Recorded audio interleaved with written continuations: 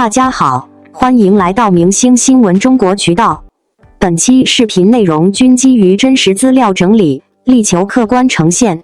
视频画面未使用AI生成，仅封面由 Canva 制作。我们始终希望通过内容传递温暖与正能量，陪伴大家感受更积极的生活。连续2次被拿来对比，郑晓龙对赵丽颖的评价终于被全网认可。新剧的接连亮相，犹如星光闪耀。首先是周也与程磊主演的古装偶像剧《锦月如歌》，紧接着便有杨幂与欧豪合作的《生万物》，随后线鱼也顺势上线，与之并肩的还有被称为孪生姐妹的紫夜归。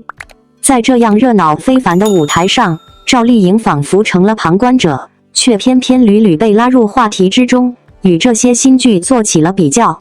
明明她低调的像是隐士的隐士，已然从江湖上消失，可她的身影却依旧时时刻刻在观众的谈论中。《锦月如歌》开播后，关于女将军的角色设定，观众议论纷纷，尤其是许多人在看到这剧时，深刻意识到赵丽颖在楚乔传中的绝对统治力和权威性，二者的差距真是显而易见。回忆起楚乔传，赵丽颖为了演好楚乔，减肥拼尽，整个人瘦得如同风中残烛，看起来几乎病态。然而，她的眼神却充满锋利，武打动作干脆利索，每一个动作都带着杀气，眼中那份为自由与尊严拼搏的坚定，直接把视拇指哥当成了人生的目标。紧接着，杨幂的《生万物》也开始播放，这一次，赵丽颖再次未能避免被拿来与之做对比。杨幂在剧中的表现，展现了一个农村妇女如何努力拼搏，如何一步步实现自我价值的故事，让观众对她的演技又有了新的评价。这时，赵丽颖和杨幂的差异不再是单纯的对比，而是各自的闪光点被更加凸显出来，彼此的角色都令人刮目相看。可以这么说，赵丽颖似乎不经意间成了无端遭祸的对象。她并没有刻意去争取这些比对的机会，但她独特的地位和影响力，使得其他粉丝也难以绕过她，频频将她提起。毕竟，在那个1年她因未能出席任何活动而被调侃嘲笑的时候，很多人还记得她因剧照而被人讥讽，被看作是个乡村放牛娃，而其他演员则在活动中高光出镜，光鲜亮丽。那时的赵丽颖正面临着转型的抉择，直到她接下了《幸福到万家》这部乡村题材剧，许多人都感到困惑，赵丽颖为什么会选择这样一部剧？她的背后究竟有怎样的深意？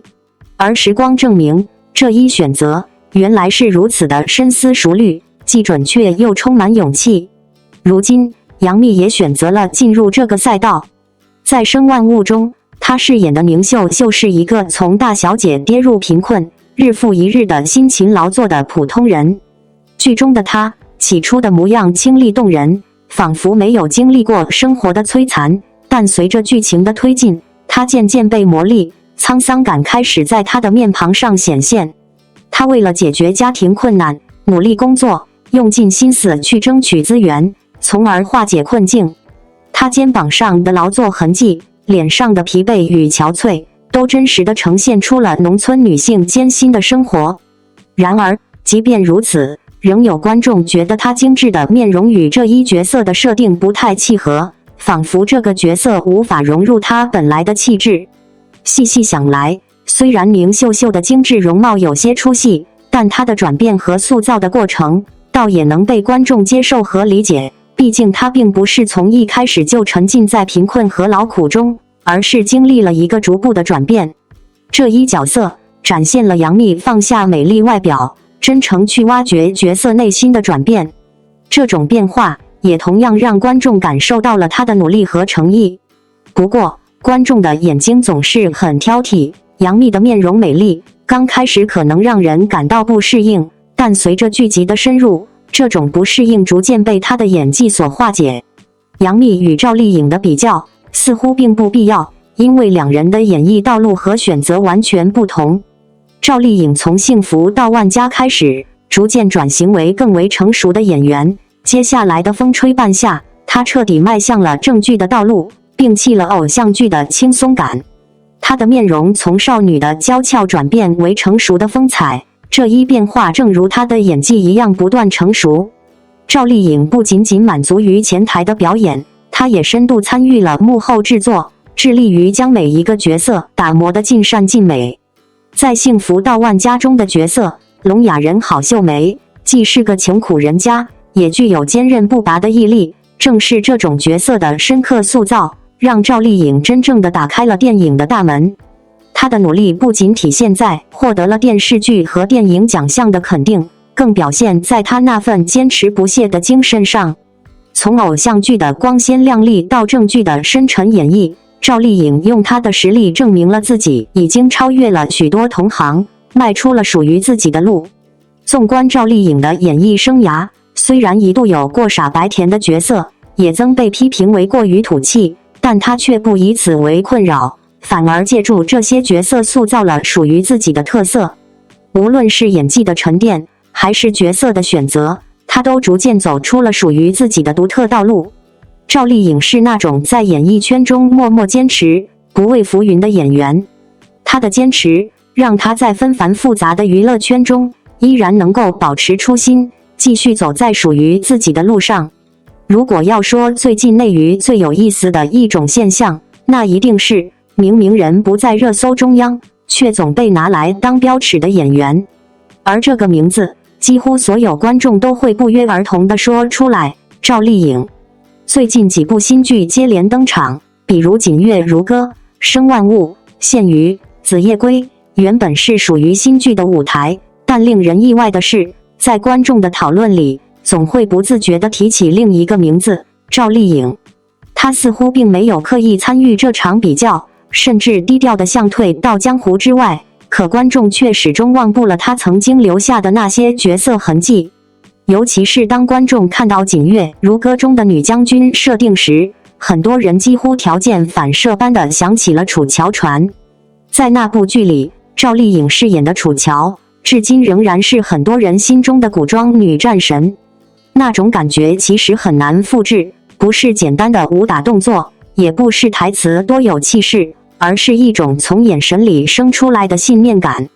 当年为了这个角色，她瘦到几乎让人心疼，但镜头一推进，观众看到的却不是疲惫，而是一种锋利的生命力。她的每一次出剑，每一次奔跑，都像是在替角色争一口气。所以当新的女将军角色出现时，观众自然会拿来对比，不是刻意比较谁更好，而是因为赵丽颖当年的表演已经成了一种参照。而另一边，杨幂主演的《生万物》同样引起讨论。这部剧讲的是一个女性从优渥生活跌入贫困，再一点点重新站起来的故事。杨幂在剧中饰演明秀秀，角色经历的生活落差非常大，从最初的大小姐气质，到后来在生活重压下逐渐改变，她也确实在努力寻找角色的真实感。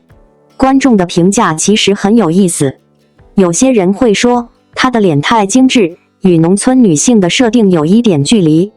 但随着剧情推进，很多人也慢慢接受了这种转变，因为角色本身就是经历变化的，从不谙世事到被现实打磨，这种过程反而成为了表演的空间。于是，当这部剧被讨论时，赵丽颖又一次被提起，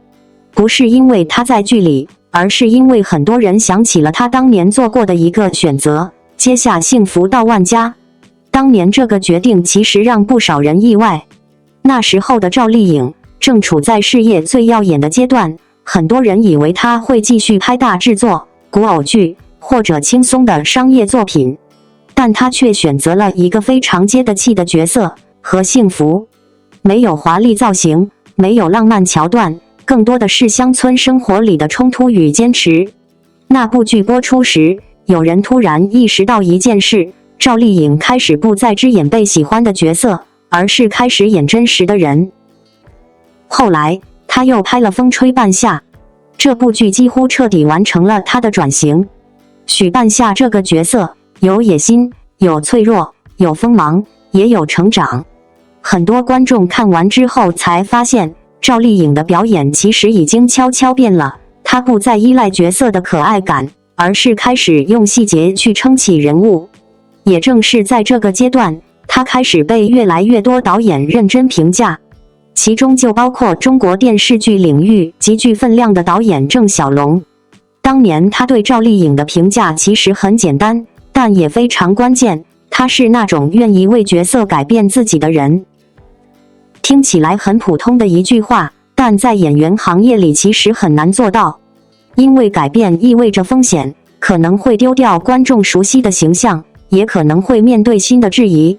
但赵丽颖似乎并没有太多犹豫，她只是一步一步往前走。回头看她的演艺轨迹，其实特别像一条缓慢却坚定的曲线。早年她演过很多傻白甜角色，也曾被人吐槽土气。那时候的她并不完美，甚至经常被拿来调侃，但她没有停下来解释，也没有急着反击，而是继续拍戏，一步接一步。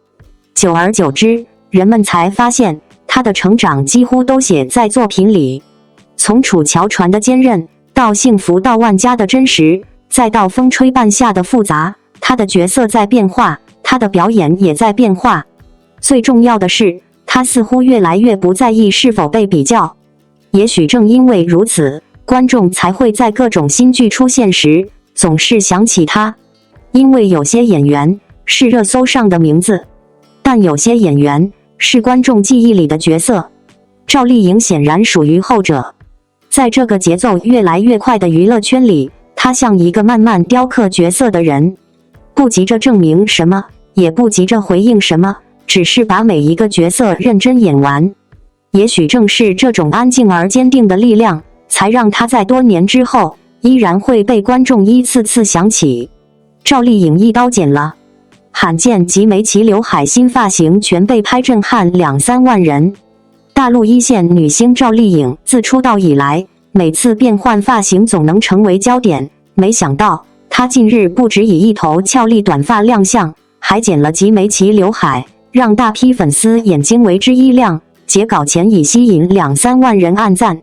照片中可以看到赵丽颖这次大胆尝试了及肩长度的层次短发，发尾还剪出微微外翘的轻盈层次感，而最引人注目的莫过于长度落在眉毛附近的齐刘海，巧妙修饰了她的脸型轮廓。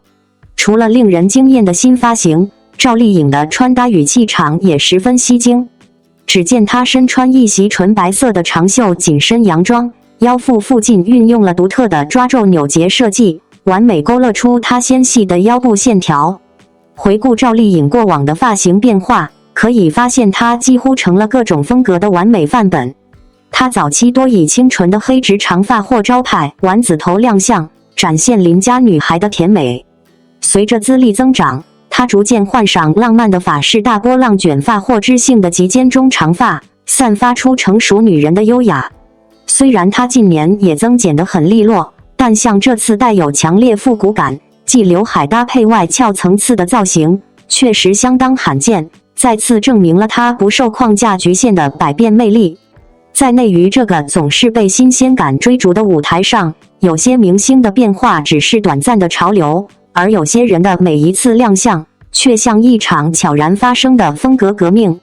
最近，赵丽颖再次用一个看似简单的决定，剪短头发，留上及眉齐刘海，让无数观众重新把目光聚焦在她身上。或许很多人第一眼看到这组照片时，会先被那份清爽的气质惊艳。及肩的层次短发微微外翘，刘海落在眉间，既有一点复古感，又带着几分俏皮的灵动。可如果稍微停下来多看几眼，你会发现，这不仅是一款发型的变化，更像是她这些年成长轨迹的一次浓缩表达。从最初被观众记住的时候开始，赵丽颖给人的印象总是带着一种很真实的亲和力。那时的她多半是清新的黑长直，或者活泼的丸子头，像邻家女孩一样自然。后来随着作品越来越多，她的形象也慢慢发生变化，法式大波浪，知性中长发，利落短发，每一次转变都没有刻意的炫耀感，却总能恰到好处的契合她当时的气质阶段。而这一次的及眉齐刘海短发，则像是把干练和柔和融合在了一起。很多人会说，发型只是外表上的东西，但在演员身上，外形往往也是表达的一部分。赵丽颖这次的短发层次并不复杂，却有一种轻盈的节奏感，发尾微微外翘，让整体轮廓不至于过于严肃，而髻刘海则巧妙地修饰了脸部线条，使她看起来既有少女般的灵动，又多了一份成熟女人的从容。那种感觉很难用简单的年轻或优雅去概括，更像是一种经历岁月之后仍然保持活力的状态。而当镜头再往下看，她的整体造型也同样令人印象深刻。一袭纯白色的长袖修身长裙，看似简单，却在腰腹处用抓皱与扭结的设计形成了立体的视觉层次。这样的设计既不会过于张扬，却恰好把她纤细的腰线勾勒得恰到好处。白色本身带着一种干净与克制的气质，与短发的利落感相互呼应，让整个人的气场显得格外清爽。其实，赵丽颖一直有一种很特别的魅力，她并不依赖过度华丽的装饰，却总能让人记住她的状态。很多时候，她站在那里，不需要夸张的造型或浓烈的表情，就已经有一种自然的吸引力。或许正因为如此，她每次尝试新的风格时，观众都会格外好奇，因为大家知道，她从来不会只是为了改变而改变。回看这些年的公众形象变化，你会发现她几乎尝试过许多不同的风格。早期的清纯甜美，中期的温柔优压，到后来逐渐出现的干练与沉稳，每一次调整都像是时间留下的印记。而这次罕见的复古齐刘海短发，则像是一种新的平衡，既保留了她原本的亲和感，又多了一点独立和自信的锋芒。或许也正因为这种不断尝试的勇气，她才会一直给人一种不会被固定标签困住的感觉。在娱乐圈里，很多人一旦找到适合自己的形象，就会反复使用，但赵丽颖似乎从来不愿停留在同一个模式里。她愿意在不同阶段尝试新的样子，也愿意让观众看到自己更多的可能性。这也是为什么当这组照片在网络上传开时，会迅速吸引大量关注。短短时间内，超过2万多人按赞，并不只是因为发型本身新鲜，更因为大家在这个造型里看见了一种熟悉又新鲜的赵丽颖。熟悉的是她始终不变的那份自然气质，而新鲜的则是她不断生长的个人风格。在镜头前，她依然保持着那种安静的自信，没有夸张的表情，也没有刻意的姿态，但短发与白裙的组合却让人感觉像春天刚刚吹来的风，清爽、轻盈，又带着一点点令人惊喜的变化。或许很多年以后再回头看，这次的发型变化也会成为她众多形象中的一个小小注脚。但正是这些看似简单的瞬间，慢慢拼成了一个演员不断成长的轨迹。赵丽颖的魅力大概就在于此，她总能在不经意之间让人看到新的自己，也让观众重新发现那个依然闪闪发光的她。赵丽颖晒新发型直呼喜欢，没上刘海短发好减龄，38岁依旧甜美十足。3月19日，演员赵丽颖在个人社交平台分享了一组最新营业美照，这也是今年赵丽颖首次更新个人动态，实在是让人惊喜不已。赵丽颖此次晒出的是自己的新发型，她直言很喜欢。晒出的照片里，赵丽颖留着没上刘海齐肩短发，确实是让人眼前一亮。此前赵丽颖也留过短发，但像这种有刘海的发型似乎很少。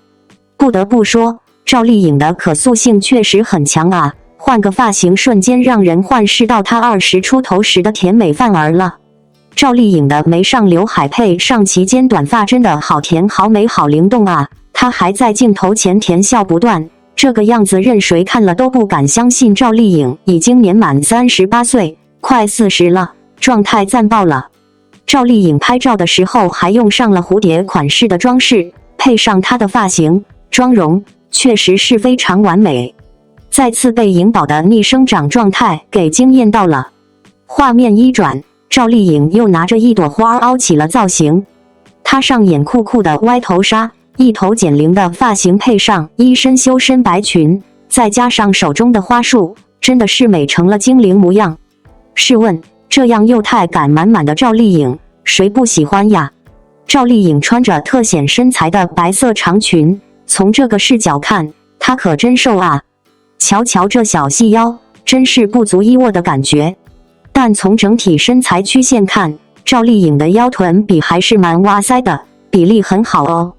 赵丽颖侧身出镜，从这个镜头可以清晰看到，颖宝真的好薄啊，全身都看不到一丁点儿赘肉。好在赵丽颖不是那种干瘦，她经常健身运动，所以哪怕身材很欠瘦，但她圆嘟嘟的脸蛋儿还是变化不大，充满胶原蛋白。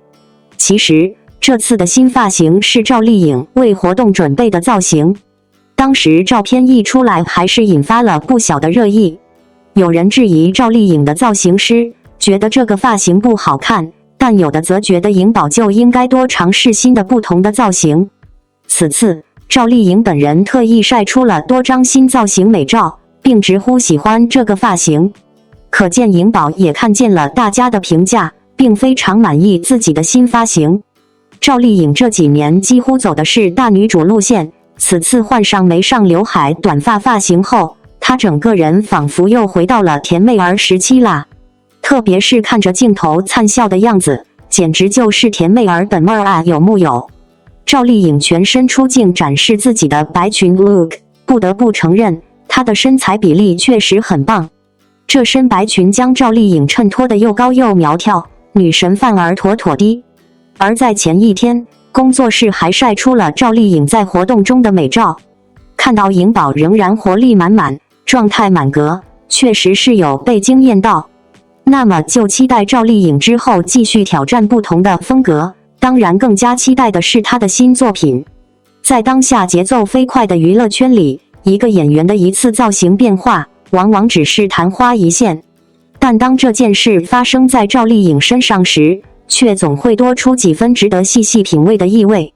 3月19日，她在社交平台晒出一组全新的造型照片，一头没上刘海搭配髻间短发的造型瞬间引发热议。很多人第一眼看到这组照片时，几乎都会有同样的感叹，这个笑得眉眼弯弯的女孩，真的已经38岁了吗？坦白说，作为长期关注华语影视圈的观众，每一次看到赵丽颖尝试新造型，都会有一种很有意思的观感，她似乎从来不会被某一种固定形象束缚。早年间，很多观众记住她，是因为她身上那种清甜又倔强的气质，而这一次没上刘海的短发，却让这种甜变得更加灵动。刘海刚好停在眉毛之上，既显得俏皮，又让整张脸看起来更加轻盈，配合其间短发的利落线条，仿佛把时间往回拨了10几年。照片里的她笑得很自然，没有刻意的少女感，却偏偏让人想起年轻时那种清新又干净的气质。尤其是她在镜头前轻轻歪头的瞬间，配上手里的花束和蝴蝶装饰，整个人就像春天里忽然飞进画面的精灵。那种轻盈感并不是单纯靠妆造堆出来的，而是一种由内而外的状态。很多人喜欢讨论减龄感，但在我看来，赵丽颖的这种状态更像是一种时间沉淀后的松弛。她早已过了需要用青春去证明自己的阶段，可当她笑起来时，脸上那种圆润又自然的线条依然保留着当年的亲和力。或许正因为她这些年一直保持运动和自律的生活方式，才让整个人看起来既欠瘦又有活力。白色修身长裙勾勒出干净的身形比例，小巧的腰线和流畅的肩颈线条，让整个造型显得既清爽又优雅。当然，这个发型刚曝光时，也并非只有赞美。有人觉得刘海太短，不够成熟，也有人认为她完全没必要再走甜妹路线。但有意思的是，当赵丽颖自己晒出更多照片，并坦言很喜欢这个发型时，很多原本犹豫的观众反而慢慢改变了看法。因为她的表情很真诚，那是一种对自己状态的自信，而不是为了迎合外界评价。其实，这几年赵丽颖给人的整体印象一直是越来越稳。她在作品中常常选择更有力量感的角色，逐渐形成一种大女主的气场。也正因为如此，当她忽然用一个带着俏皮感的短发造型出现时，反而产生了一种有趣的反差。原来成熟和甜美并不是对立的，它们完全可以同时存在。从某种意义上说，这种反差正是赵丽颖最迷人的地方。她既能在角色里展现坚韧，也能在生活状态里保持轻盈。很多演员随着年龄增长，会越来越依赖固定的形象标签，而她却总在不经意间打破这种预期。一个新的发型，看似只是外表变化，却像是提醒观众，演员本身也在不断生长。镜头里那一身白裙，其实很简单，没有夸张设计，但当赵丽颖站在那里时，却自然形成一种干净的气场。它并不是那种锋芒四射的美，而更像是一种慢慢散开的光，看久了会让人觉得舒服。也许正因为如此，每当她分享新的照片或新的作品消息，总能引来大量讨论。观众其实并不只是看她的造型，而是在看一个演员如何与时间相处。38岁的年纪，对很多人来说可能意味着某种转折，但在赵丽颖身上，却更像是另一种阶段的开始。所以，当她笑着说很喜欢这个发型时，这句话其实比造型本身更动人，因为那是一种轻松而坦然的态度，不急着证明什么，也不刻意隐藏年龄，只是自在地尝试新的模样。或许这就是为什么每一次看到赵丽颖的新照片，都会有人再次感叹，她身上始终有一种很难被复制的生命力。无论是短发、长发，还是不同风格的造型，最终留下印象的，始终是那个笑得很真诚的人。而对于观众来说，比起单纯的好看，更令人期待的，其实还是她接下来的作品。因为每一次角色的出现，都像是她人生故事的新一页。造型会改变，时间会流逝，但一个真正热爱表演的人，总会在下一次亮相时带来新的惊喜。内娱身价最高女星 Top 5，全是实际堆出来的财富天花板。先说明，这份榜单完全依赖公开资产数据和行业实际来呈现，涵盖了个人净资产、控股企业、股权估值、影视代言收入以及核心不动产5大维度，没有任何虚假成分，也不粉饰太平。想直观感受娱乐圈的财富差距，看完这5位女星，你就能明白其中的真实差异。第5名赵丽颖，草根逆袭的抗跌顶流，净资产35亿。赵丽颖绝对是内娱草根出身中难以逾越的天花板。没有背景，也没有资源，她完全靠一部又一部作品步步为营，逆流而上。如今，她的身价稳坐在第5的位置，实力不容小觑。她的个人净资产约为35亿元，名下控股的6家存续企业市值直接突破7300万。自21世纪以来，她在影视和代言上的税后累计收入已超过35亿元，而光是北京核心地段的不动产就高达5亿的估值。赵丽颖的财富逻辑简单明了，作品为王，稳扎稳打。从古装剧爆款到现实题材力作，她的剧集几乎常年稳居收视榜首，代言的都是国民级大牌。她不搞投机资本，也不盲目跨界，每一分钱都靠演技和路人缘赚来。这也是她成为内娱最抗跌顶流女星的原因。无论市场如何波动，她的商业价值和资产始终稳如泰山。第4名刘涛，逆风翻盘的商业女王，净资产45亿。刘涛可谓是内娱逆风翻盘的教科书式代表。曾经为了替丈夫还债而奋力拼搏，如今她已构建起庞大的商业版图，个人净资产达到45亿元，比赵丽颖高出整整10亿，实力令人侧目。她名下控股7家存续企业，个人股权资产估值超过12亿元。21世纪以来，她在影视、直播、代言上的税后累计收入已超过40亿元，而北上深三大一线城市的核心地段不动产估值高达8亿元。与其他女星专注演戏不同，刘涛的吸金渠道更为多元，影视资源源源不断，直播带货更是顶尖水准。她凭借卓越的商业头脑，独自建立了属于自己的商业帝国，无论是演艺事业还是资产布局，都达到了极致，堪称独立女强人的范本。第3名，杨幂，流量时代开创者，资本玩家，净资产50亿。杨幂是内娱流量时代的先行者，更是把艺人 IP 打造成资本版图的开拓者。她的个人净资产高达50亿元，稳居前3。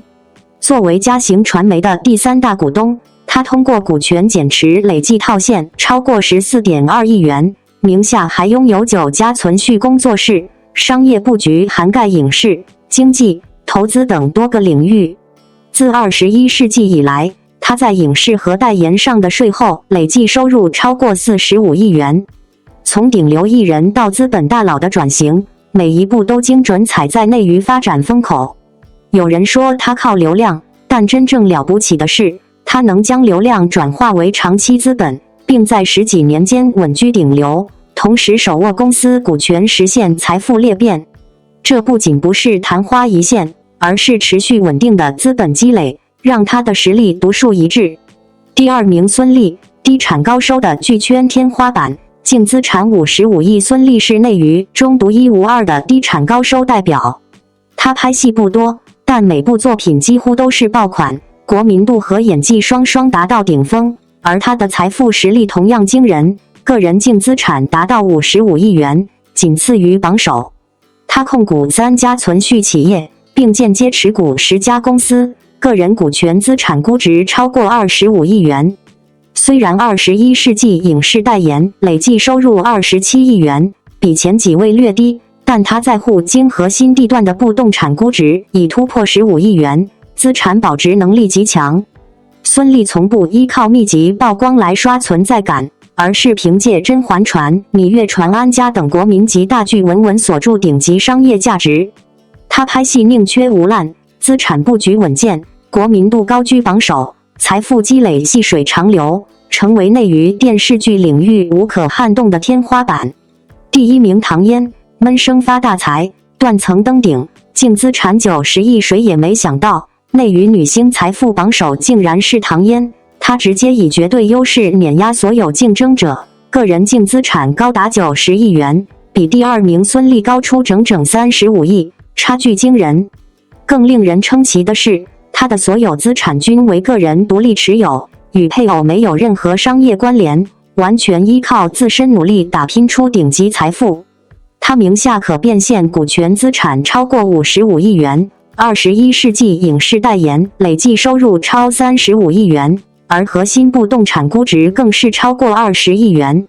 唐嫣一直保持低调，不炒作，不刻意营销商业版图，属于典型的闷声发大财类型。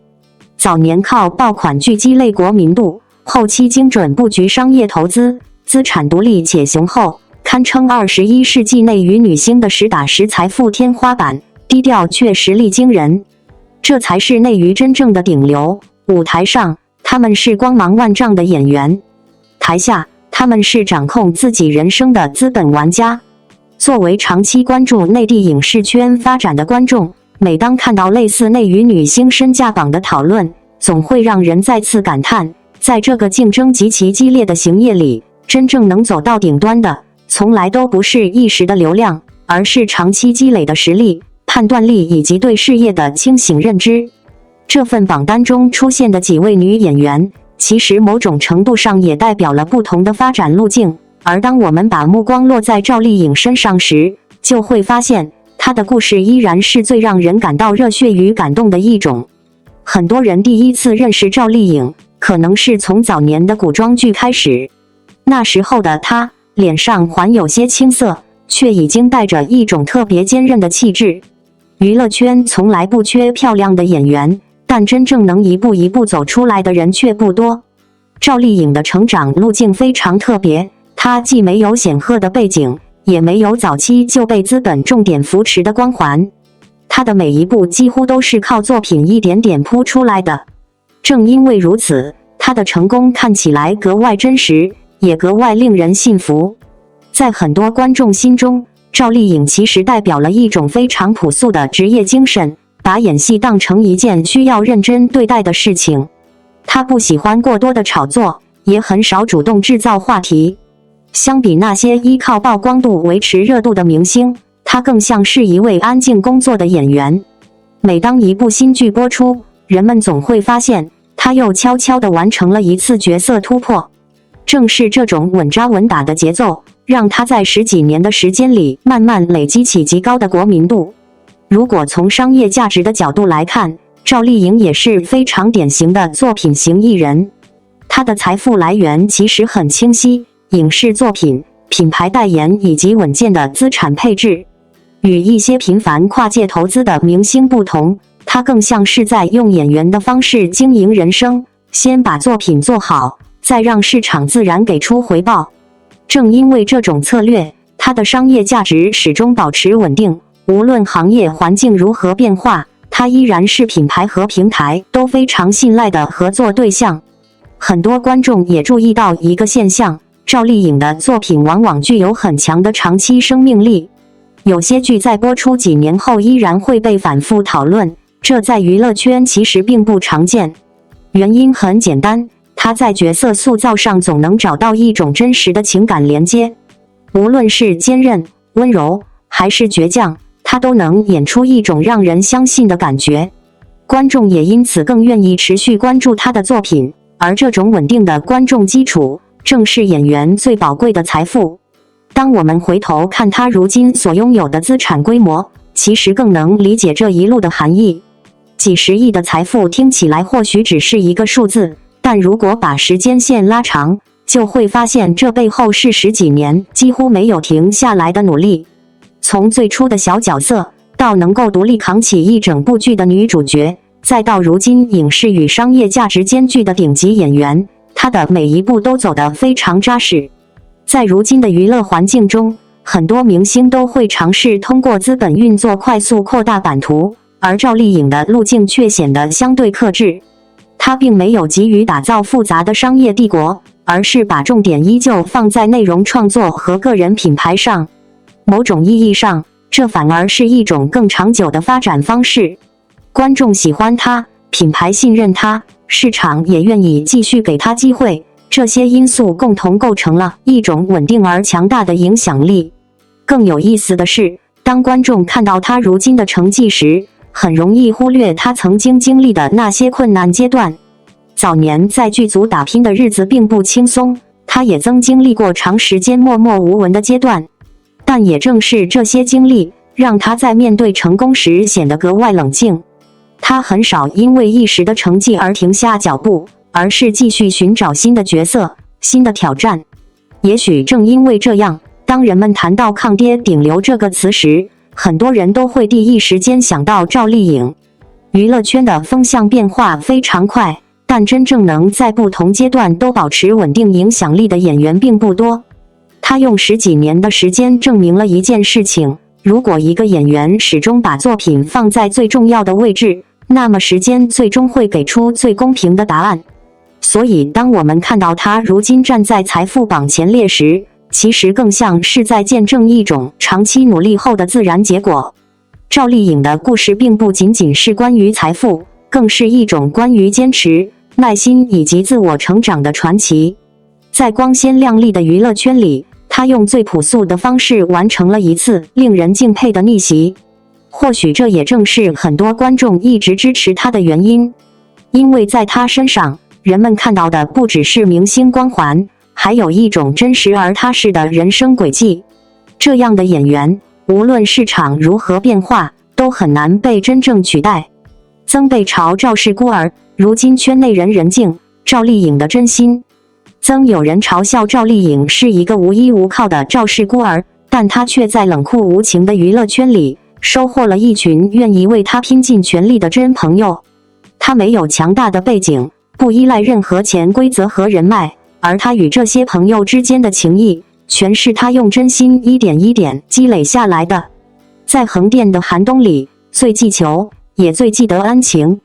2011年，新还珠格格》剧组中，赵丽颖只是一位默默无闻的晴儿，穿着单薄的大衣，孤单地站在寒风中。过年时也没有人陪伴，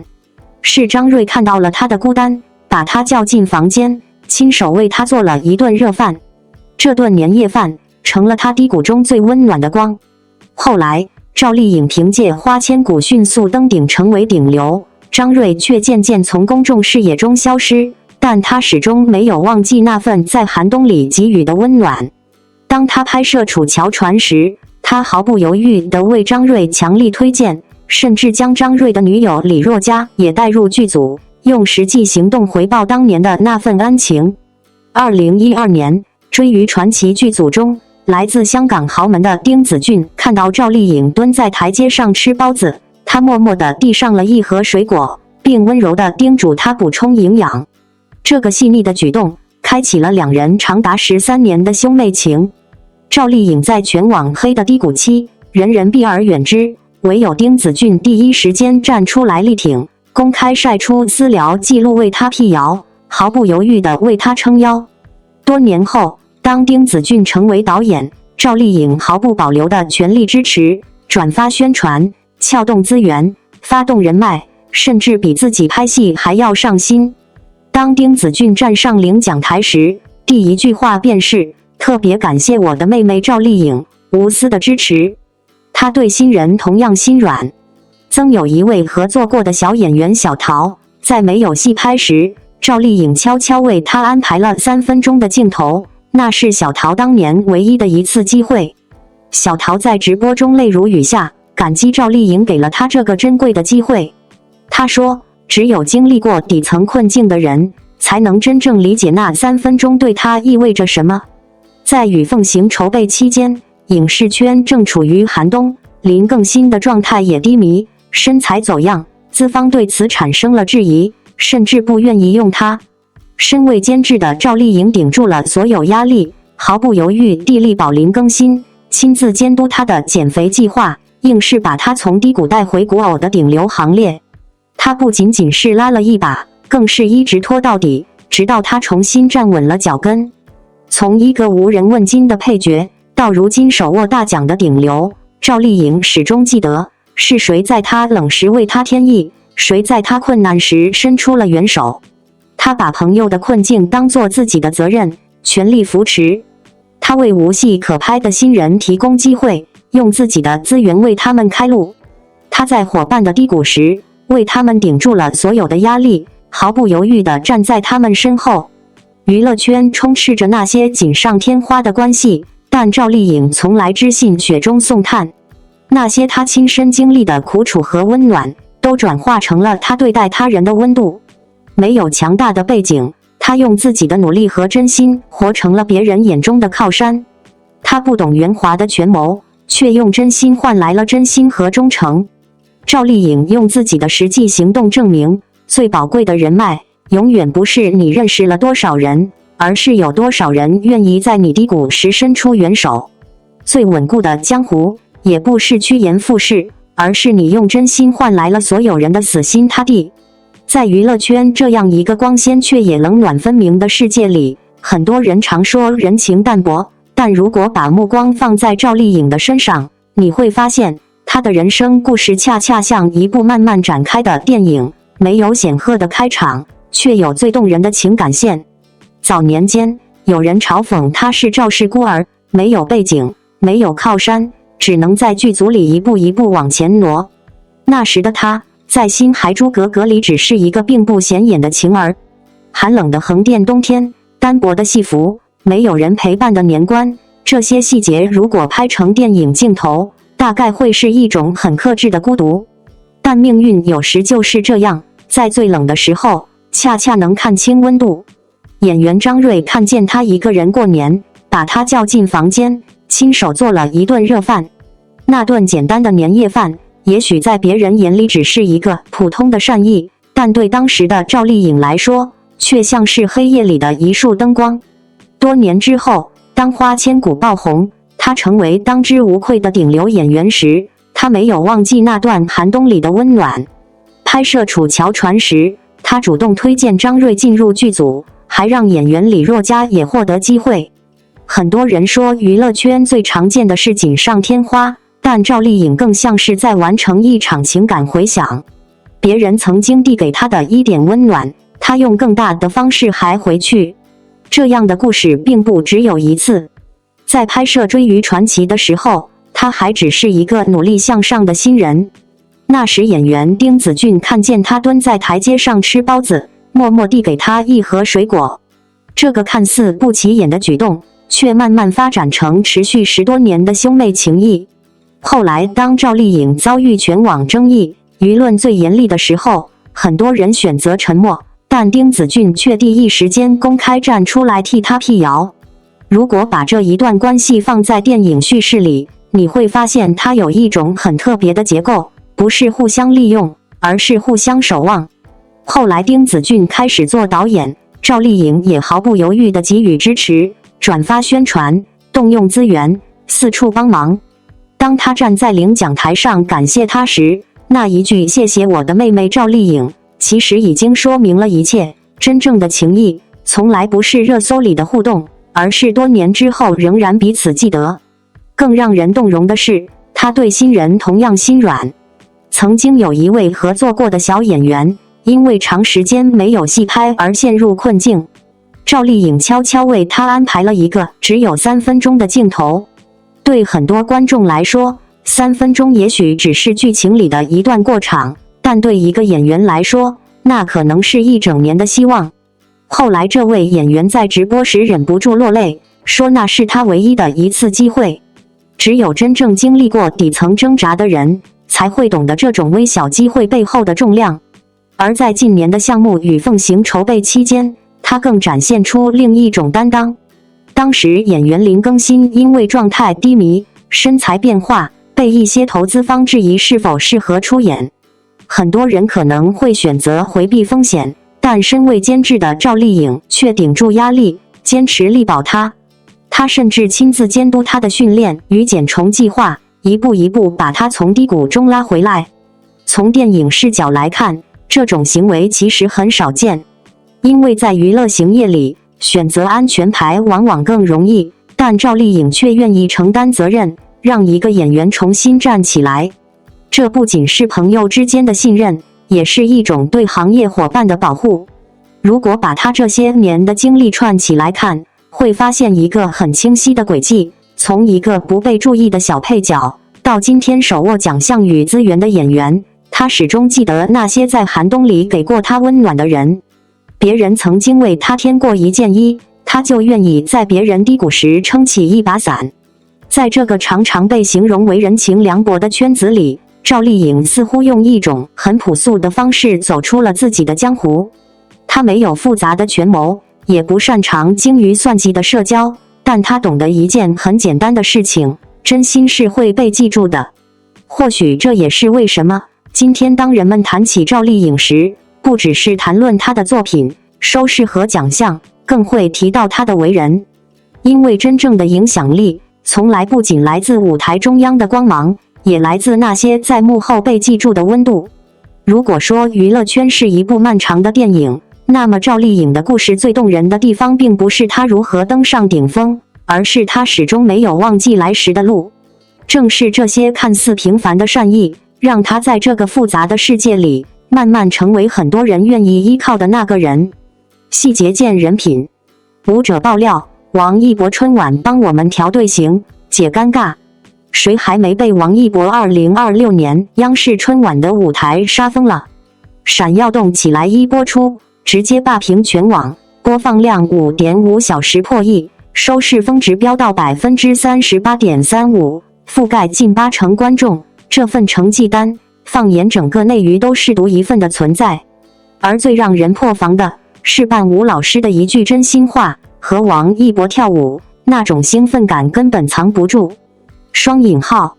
这份兴奋感从来都不是空穴来风，是王一博用极致专业堆出来的底气。伴舞老师爆料，和他合作根本不用迁就详述，首次排练时，他仅看几遍就完整复刻整套动作，还主动要求全程合练，高强度排练被他高效推进，那种对舞蹈的敬畏和熟练，瞬间点燃了整个团队的状态。更绝的是春晚直播的名场面，王一博穿的镶钻舞鞋意外打滑，重心瞬间下沉，就在全网都没反应过来的 0.5 秒里，他凭着教科书级别的核心力量，顺势转化为连贯的地板动作，力道狠到在央视地板上留下划痕，被网友笑疯调侃，建议罚他跳舞到60岁。事后他自曝狡猾，可郭富城和主持人都直言完全没看出来，郭富城更是盛赞他就是舞王，扎实的功底让他能顶住一切。双引号，这份专业不仅打动了合作者，更让亿万观众为之沸腾。有网友说看他跳舞面红耳赤，肾上腺素直接拉满，还有人感叹何止兴奋，天灵盖都爽疯了。节目播出后，全球掀起翻跳热潮，广场舞阿姨跳出气场，校园社团精准复刻，就连韩国卢旺达的海外网友都争相模仿，非洲儿童的复刻视频萌翻全网，二创作品超10万条，连机器人都被调侃尝试后只能比心放弃。幕后的细节更藏着王一博的温柔与执着。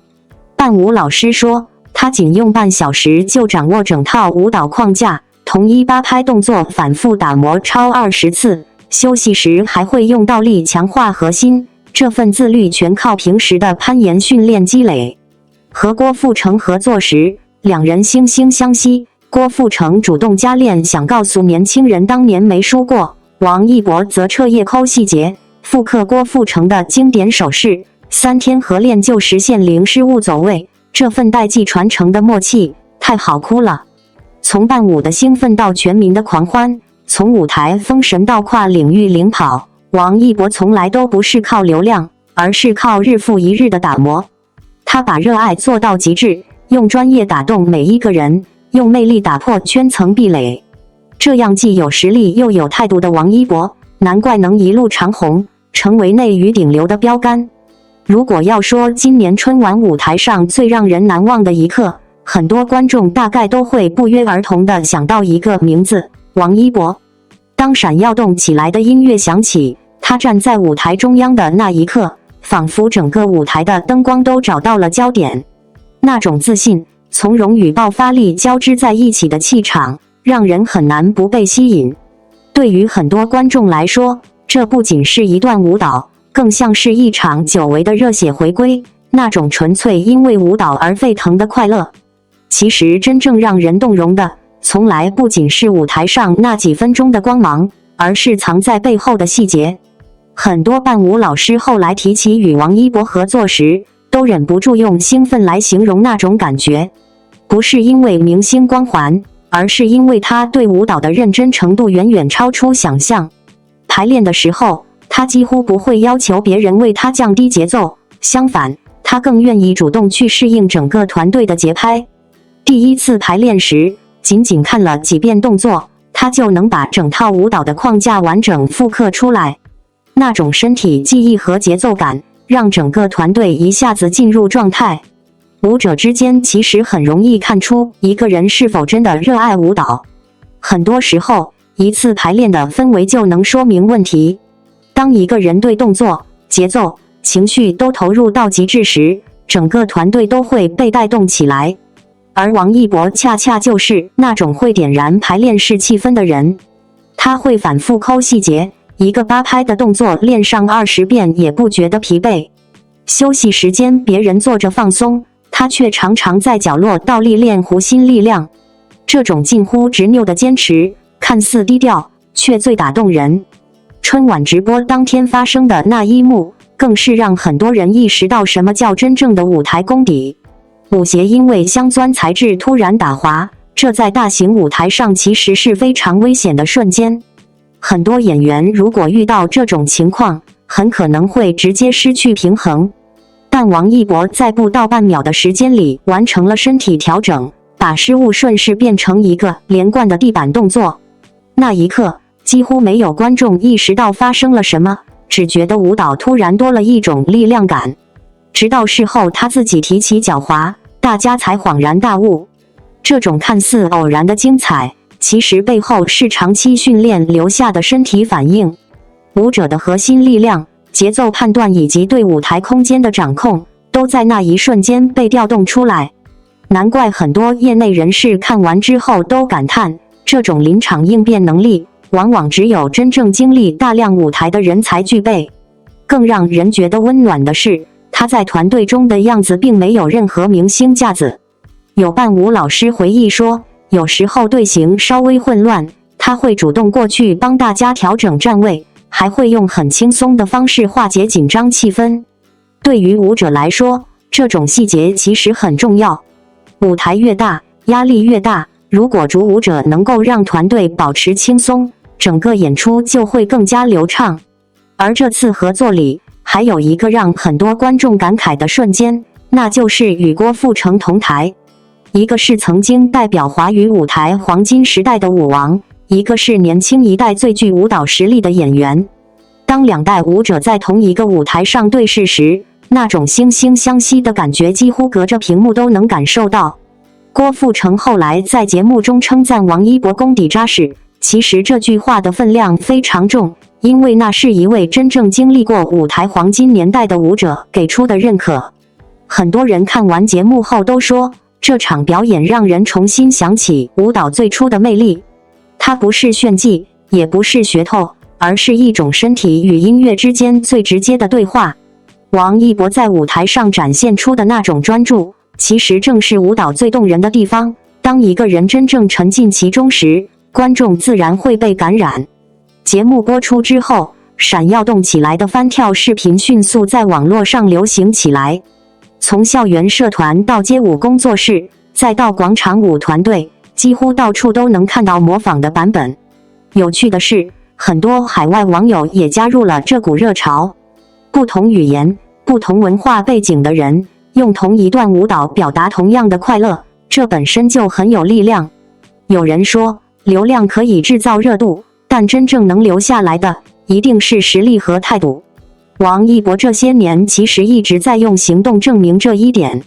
他不太喜欢夸张的表达，更习惯把时间花在训练和作品上。从舞蹈到赛车，再到影视表演，他似乎总是在不断挑战新的边界。或许正因为这样，当他站在舞台上时，人们看到的不只是一个偶像，而是一个认真对待每一次机会的人。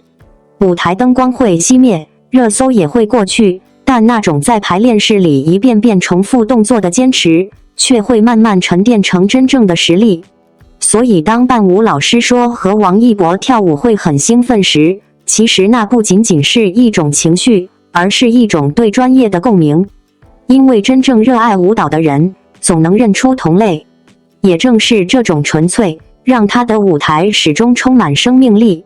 看过的人大概都会明白，有些表演之所以难忘，不是因为多华丽，而是因为你能清楚地感受到，那个人是真的在热爱。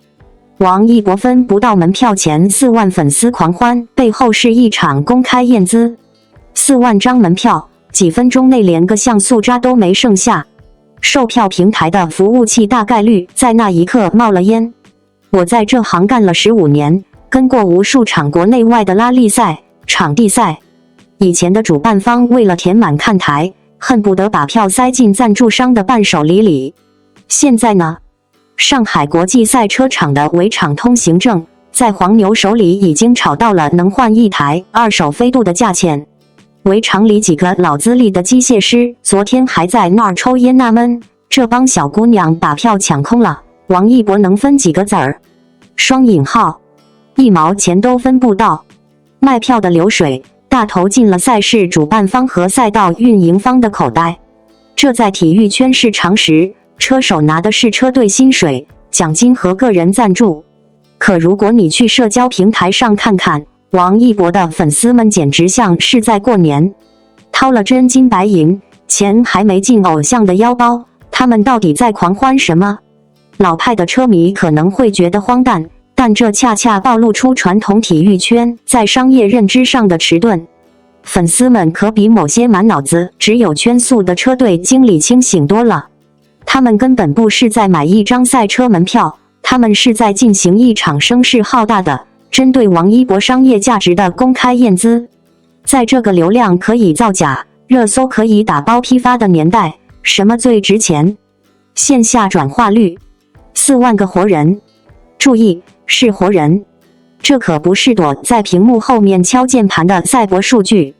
这意味着有4万人恰好在这个特定的周末有空，有闲钱支付溢价的机票和上海的酒店，并且愿意为了看一个人穿上赛车服，去忍受赛车场刺耳的引擎轰鸣和刺鼻的橡胶味。在品牌方和赞助商的 PPT 里，这不叫粉丝应援，这叫极度精准的高净值高粘性用户画像。门票秒空，等号右边直接连着赛事的破圈及热度，而热度的最终指向就是王一博那无可替代的商业杠杆率。粉丝庆祝的正是这个逻辑闭环的完美合拢。他们用真金白银砸出了一个响亮的行业宣告，谁签了它，谁就拥有了这4万个能随时跨城消费的移动金库。这让我想起当年迈克尔·乔丹跑去打小联盟棒球。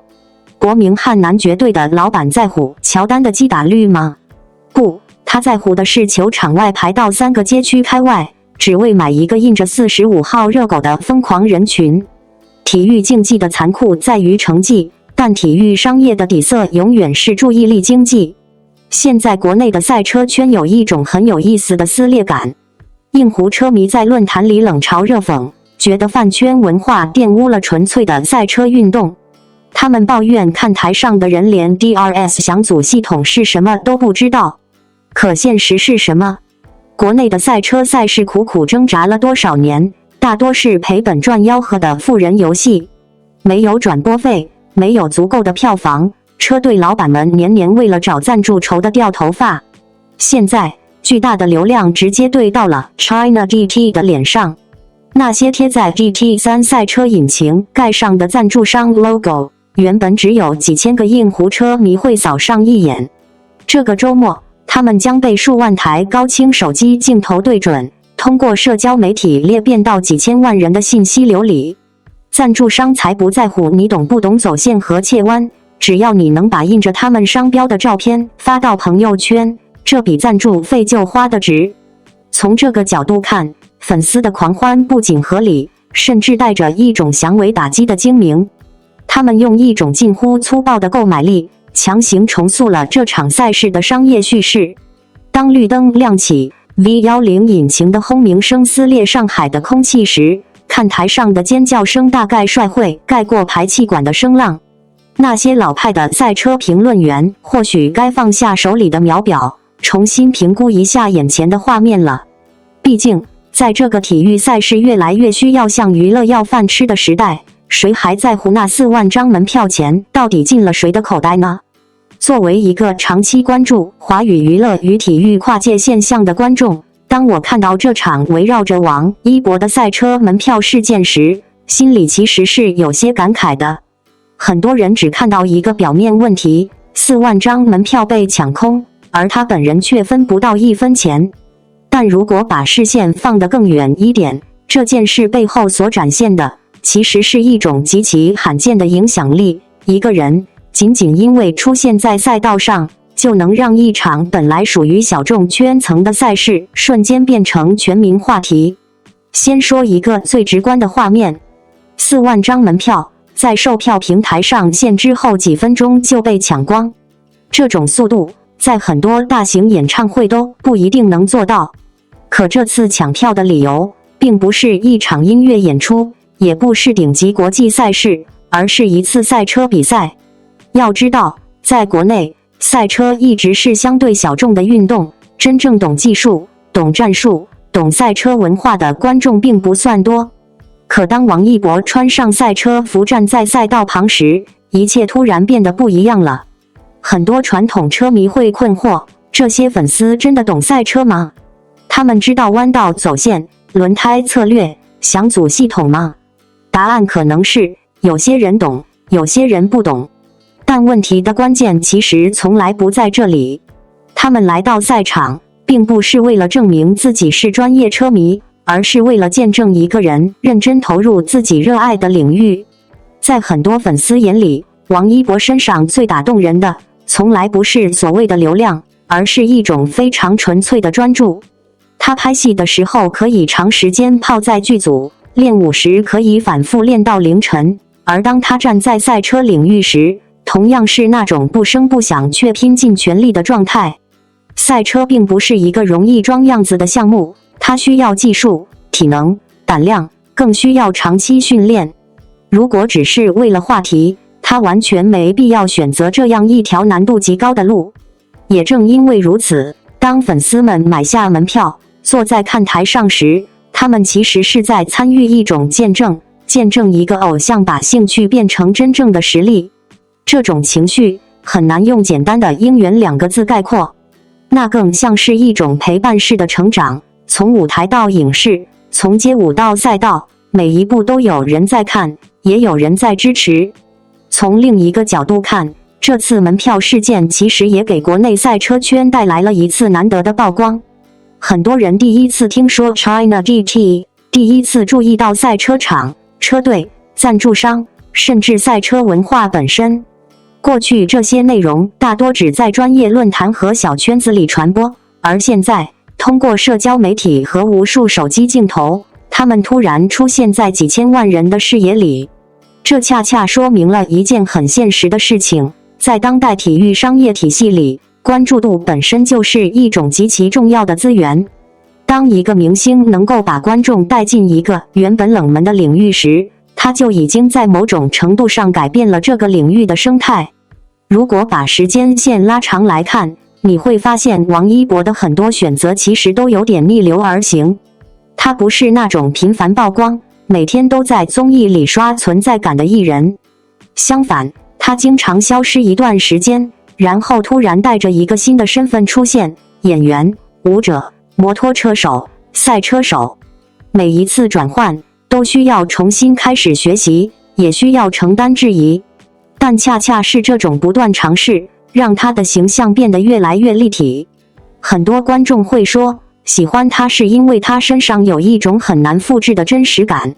他不太会刻意讨好镜头，也很少制造夸张的人设，而是用行动一点点积累信任。